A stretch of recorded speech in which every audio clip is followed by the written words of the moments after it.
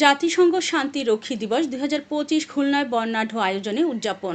বিস্তারিত থাকছে নজরুল ইসলাম নবীর প্রতিবেদনে। জাতিসংঘ শান্তিরক্ষী দিবস যথাযোগ্য মর্যাদায় ও বর্ণাঢ্য আয়োজনে উদযাপন করা হয়েছে খুলনায়। বাংলাদেশ নৌবাহিনীর খুলনা অঞ্চলের ব্যবস্থাপনায় আয়োজিত এ কর্মসূচিতে জাতিসংঘ শান্তিরক্ষীদের অবদানের প্রতি গভীর শ্রদ্ধা জানানো হয়। অনুষ্ঠানে প্রধান অতিথি ছিলেন মোংলা বন্দর কর্তৃপক্ষের chairman rear admiral Shahin Rahman এবং বিশেষ অতিথি Khulna metropolitan police commissioner Mohammad Zulfiqar Ali Haider. সকালে শিববাড়ি মোড় থেকে এক বর্ণাঢ্য র্যালি বের হয়ে তিতুমির ঘাটিতে শেষ হয়।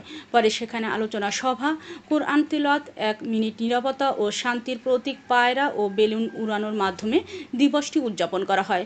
অনুষ্ঠানে জাতিসংঘের স্থানীয় প্রতিনিধি, সেনাবাহিনীর অবসরপ্রাপ্ত সদস্য, প্রশাসনের কর্মকর্তা, শিক্ষার্থী ও এনসিসি নৌ স্কাউটরা অংশ নেন। উল্লেখ্য, ২০০২ সাল থেকে প্রতি বছর ২৯শে মে দিবসটি পালিত হয়ে আসছে। শান্তিরক্ষা মিশনে বাংলাদেশ বিশ্বের শীর্ষ অবদানকারী দেশগুলোর একটি।